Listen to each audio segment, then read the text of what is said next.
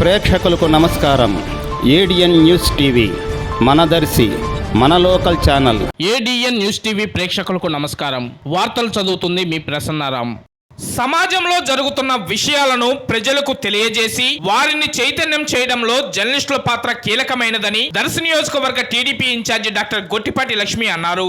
Markapuram town లో జరిగిన ప్రకాశం జిల్లా ఏపీ యూడబ్ల్యూజే సమావేశానికి విద్యుత్ శాఖ మంత్రి గొట్టిపాటి రవికుమార్, సాంఘిక సంక్షేమ శాఖ మంత్రి డాక్టర్ డొల్లా బాలవీరాంజనేయ స్వామి, పలువురు ఎమ్మెల్యేలతో పాటు గొట్టిపాటి లక్ష్మి పాల్గొన్నారు. ఈ సందర్భంగా ఆమె మాట్లాడుతూ విలేకరులకు జీతాలు ఉండవని, సమాజం పట్ల ప్రజలకు అవగాహన పెంచి వారిని చైతన్యవంతులను చేయాలని అభిరుచి మేరకు జర్నలిస్టులు వృత్తిలో కొనసాగుతారని తెలిపారు. దర్శి నియోజకవర్గంలో తాను రాజకీయ రంగ ప్రవేశం చేసినప్పటి నుంచి ఇప్పటి వరకు తన ప్రయాణంలో జర్నలిస్టుల సహాయ సహకారాలు అందించారని గుర్తు చేసుకున్నారు. సమాజంలో ఉన్న మంచి చెడుల గురించి తనకు తెలియజేస్తూ అప్రమత్తం చేస్తూ పాజిటివ్ దృక్పథంతో నియోజకవర్గం బాగు కోసం తాను కృషి చేయడంలో విలేకరుల పాత్ర ఎంతో ఉందన్నారు. జర్నలిస్టుల సంక్షేమానికి తాను కట్టుబడి ఉంటానని తెలియజేశారు. కూటమి ప్రభుత్వం 80 రోజుల పాలనలో ప్రజలకు ఇచ్చిన మాట నిలబెట్టుకుంటూ ప్రజా ప్రభుత్వం ముందుకు నడుస్తుందని చెప్పారు. చిన్న పెద్ద పత్రికలు, చిన్న పెద్ద ఛానల్ అని సంబంధం లేకుండా వర్కింగ్ జర్నలిస్టులందరికీ నివేశ స్థలాలు పంపిణీ చేసేందుకు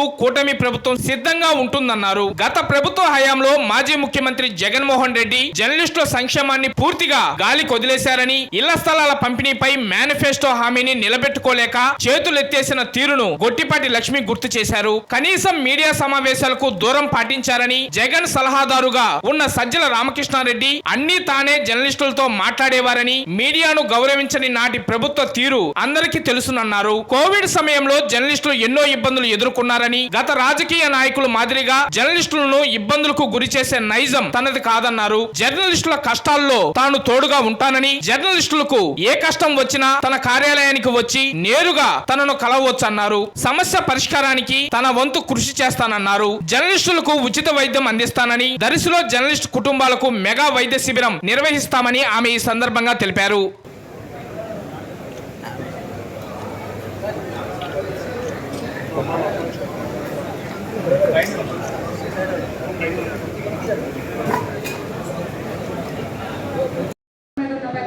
మీడియా మిత్రులకు అందరికీ నా నమస్కారాలు.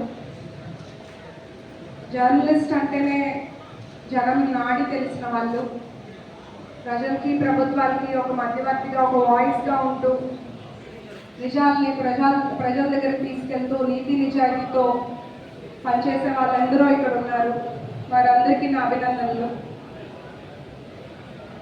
ప్రజాస్వామ్యానికి 4 స్తంభాల్లో ఒకటి మీడియా. ప్రజాస్వామ్యాన్ని అంటే కాపాడుకోవడానికి ప్రభుత్వాలు, చట్టసభలు, న్యాయస్థానాలు ఎలా అయితే బాధ్యతగా ఉన్నారో అంతే మీడియా కూడా బాధ్యతగా ఉంటుందని నేను నమ్ముతాను. ఆ బాధ్యతను నేను సమర్థవంతంగా నిర్వహించినందుకే ఎన్నో నిజాలు బయటపడ్డాయి, ఎన్నో అక్రమాలు బయటపడ్డాయి. మన ప్రజాప్రభుత్వం ఏర్పడటానికి అవి దోహదపడ్డాయి. అన్ని రంగాల్లో ఉన్నట్లుగానే మీడియాలోనూ ప్లస్ ఆర్ మైనస్లు ఉంటాయి. కొంతమంది న్యూస్ కాకుండా వ్యూస్ లాగా ఇస్తున్నారు. వ్యూస్ అంటే వాళ్ళ అభిప్రాయాల్ని న్యూస్లా రాస్తున్నారు. అదొక్కటి కొంచెం మీడియా మిత్రులు దృష్టిలో ఉంచుకుంటే, ఎందుకంటే మీడియా అంటే ఒక శక్తి, క్రెడిబిలిటీ ఉంటే ఆ శక్తి ఇంకా బలంగా ఉంటుంది. మన ప్రభుత్వం ఎప్పుడు మీడియా వాళ్ళ స్వేచ్ఛకి ఎప్పుడు కట్టుబడి ఉంటుంది. గతంలో లాగా మీడియా వాళ్ళని ఇబ్బంది పెట్టడం, వాళ్ళ మీద దాడులు అలాంటివి ఉండవు. మీరు ఎప్పుడు నిజాలను స్వేచ్ఛగా రాయొచ్చు.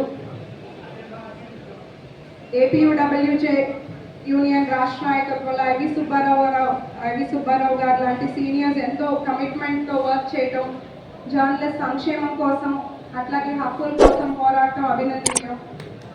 నాకు ఈ అవకాశం కల్పించిన పెద్దలకు, మీడియా మిత్రులకు ధన్యవాదాలు.